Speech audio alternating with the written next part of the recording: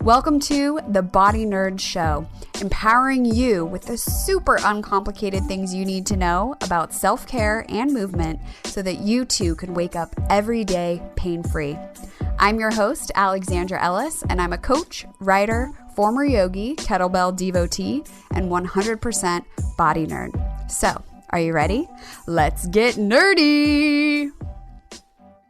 Welcome back. You're listening to episode 29 of the Body Nerd Show. You know I'm all about helping you understand what's happening in your body so that you can make more well-informed decisions, and today's episode is no different. Today, I'm talking all about bursitis, plantar fasciitis, tendonitis. I'm covering all things inflammation and specifically all about those itises. We'll talk about what that means for you and your body if this is something you're dealing with, and the best way to help your body and tissues recover, repair, and heal so that you never have to deal with it again. And no, it's not icing, and I will do an episode on that ASAP. Thank you so much for tuning in today. It really means a lot to know that you are taking some time out of your day to listen, and I really appreciate the messages that I get from you when you like an episode, when it resonates with you. Honestly, those messages and emails make my day, so thanks for that. And before we get into the show, I do want to remind you that show notes, fun links, free downloads, the link to the Body Nerds group, and pretty much everything live over at aewellness.com/podcast. There you can find links to Instagram, where I post weekly bodywork fixes. I'm at Hala Famala. And also information on the Body Nerd Garage that's coming up real soon, October 12th and 13th, 2019, here in Los Angeles. It's a weekend of nerdiness. You know I wouldn't do anything else. And there you'll learn the latest techniques to get stronger and more flexible in both body and mind from myself and some pretty smart friends. You can also find the Body Freedom Self-Assessment, which is a free quiz that, based on your responses, will guide you towards the best next step for you to getting rid of soreness, tension, stiffness, and pain. So again, all of that is over at aewellness.com/podcast. So today we're talking about inflammation because the names for these issues are big and scary. Honestly, when you don't really understand what's happening, having a diagnosis of bursitis or plantar fasciitis or tendonitis, wherever it is in your body, can be really, really scary. And honestly, I thought anatomy was this big, scary thing until I actually learned it and started to understand that these are just words that describe what's happening in the body. And as a side note, I probably should have taken Latin in high school. That would have made anatomy way easier, but I wanted to take French, because French is so useful here in California. Oh well. So here's the deal about diagnoses and having names for things about why we're in pain. When you have a name, it feels like validation. It feels like someone has validated and recognized that, yes, you are in pain. Here is why. And it's really easy to start to wear it like a badge of honor. And the truth is, itises are not usually that big of a deal, especially the run-of-the-mill ones, such as bursitis, plantar fasciitis, tendonitis all throughout your body. It's just the fancy anatomical term for inflammation.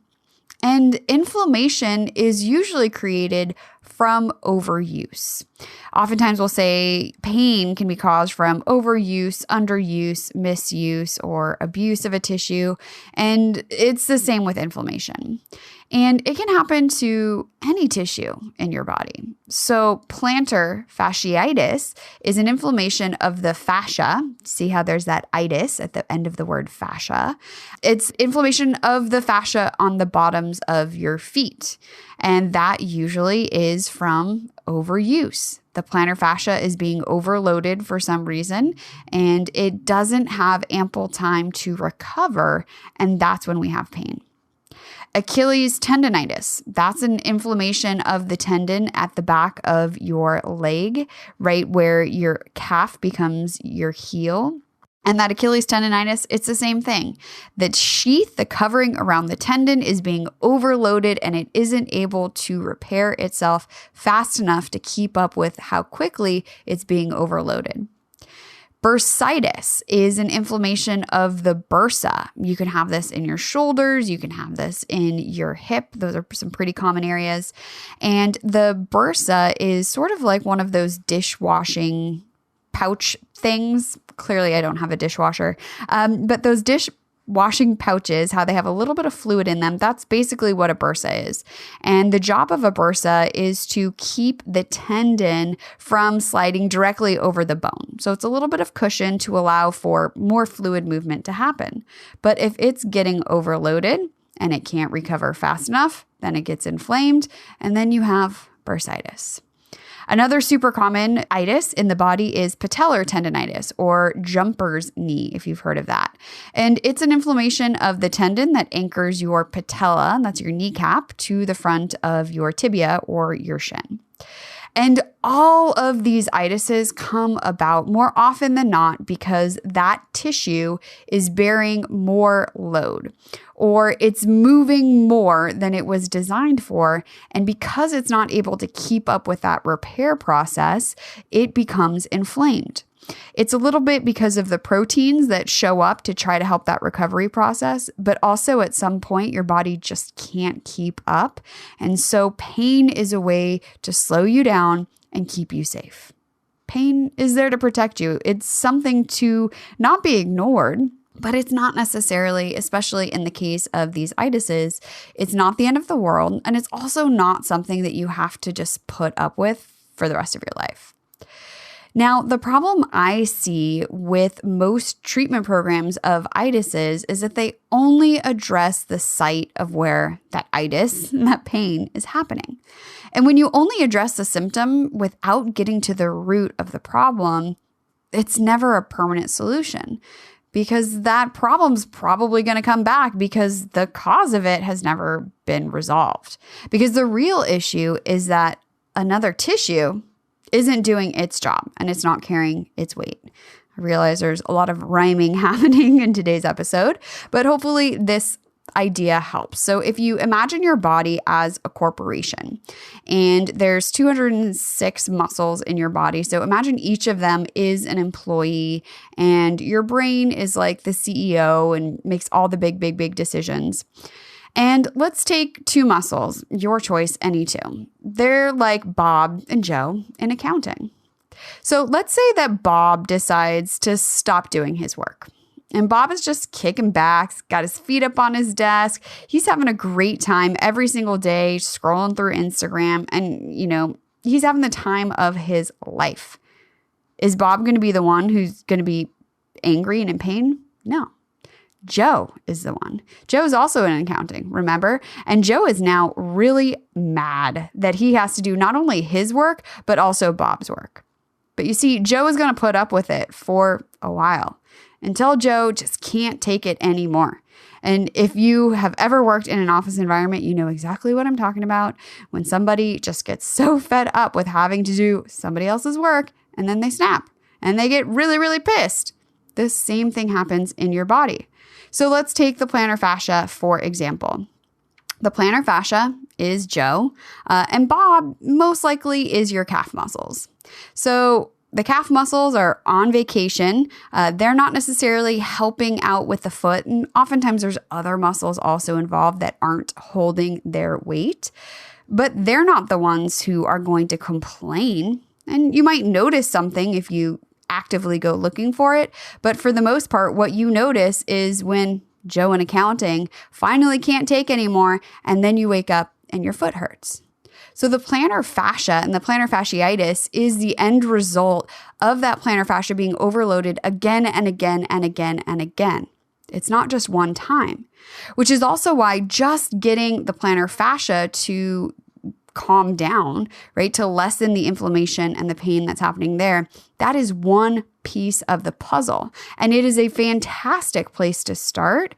But if you don't also address what's going on in the rest of the leg and probably the hip and also the core of what's happening in the whole body, that plantar fasciitis is probably going to come back, or it will come back as something else. The fix isn't just to address where it hurts. It's to figure out how to redistribute the entire load to get everyone on the same page as far as who is responsible for what. And when I say load, you can also think of work, right? The work that a area is doing, the muscles, the tendons, all of the tissues in the area. It's not just fascias, it's not just muscles, it's everybody. And so figure out, where do you need to release tension? Strengthen where you need to, and really work on rebalancing your brain and your body together so that it doesn't happen again.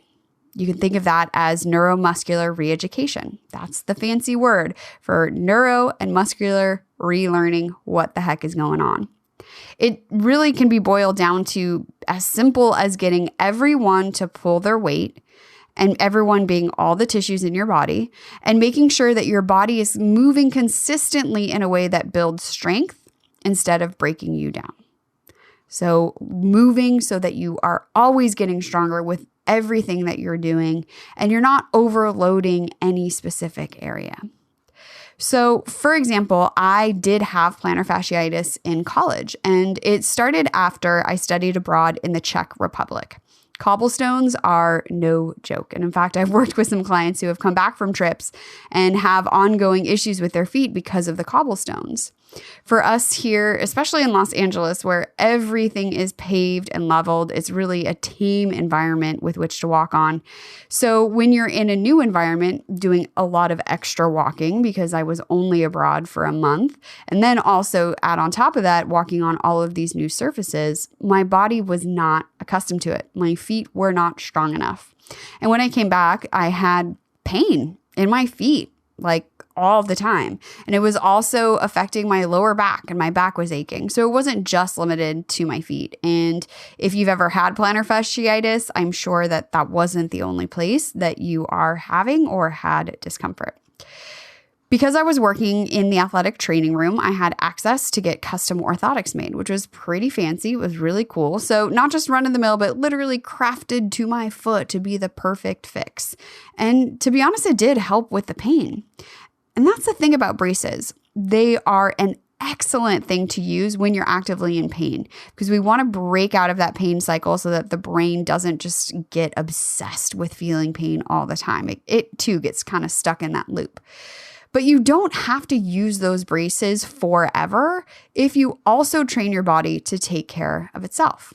So I used to wear super cushioned soles. I had custom orthotics, the whole 9 yards.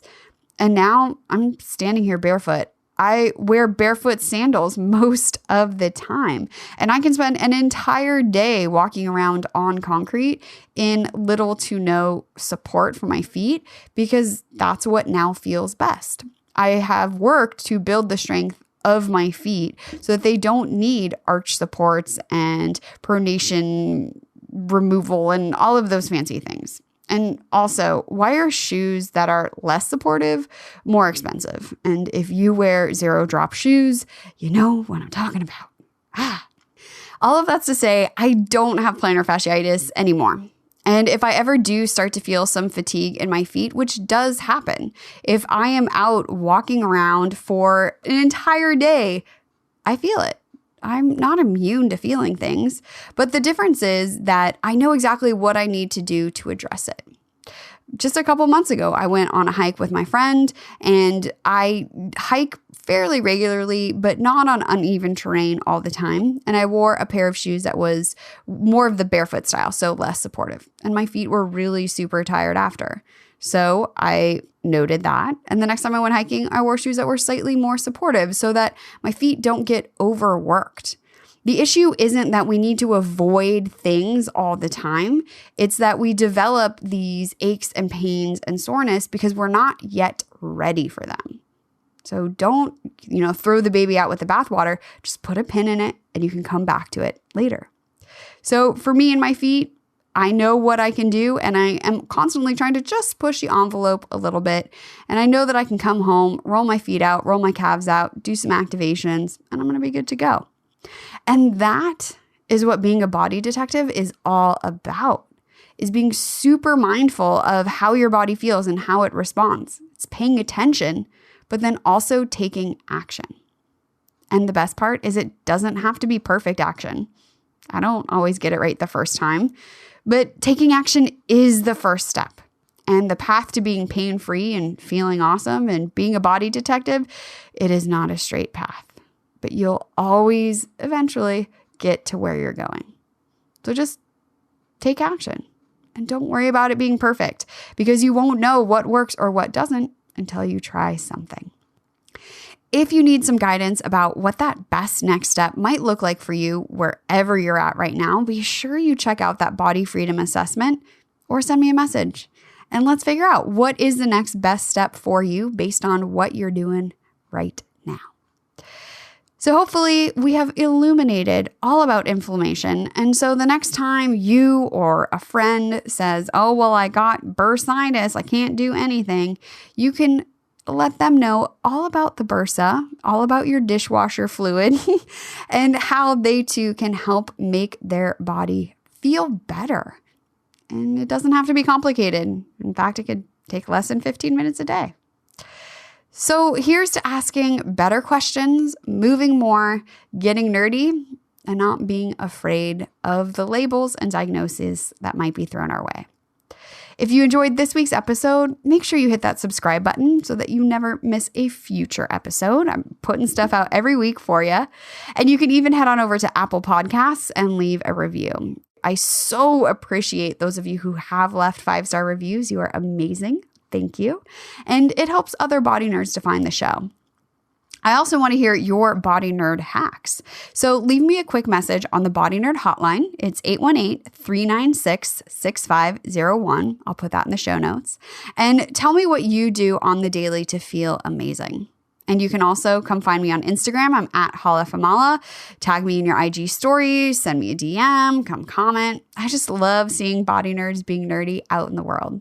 Because together we can spread the word that your body is super cool and you can change the unchangeable. I'll talk to you next week. Listen, friend, we both know that you are not you when you're in pain. But the good news is you can change the unchangeable. Even if it seems like it's been forever, life without pain is 100% possible. And I can help you get there faster. Head on over to bodynerdshow.com and download the Body Freedom Assessment. You'll answer a few questions and then you'll know exactly what your next steps towards more days of awesome should be. It doesn't have to be complicated and it won't even take you more than 15 minutes a day.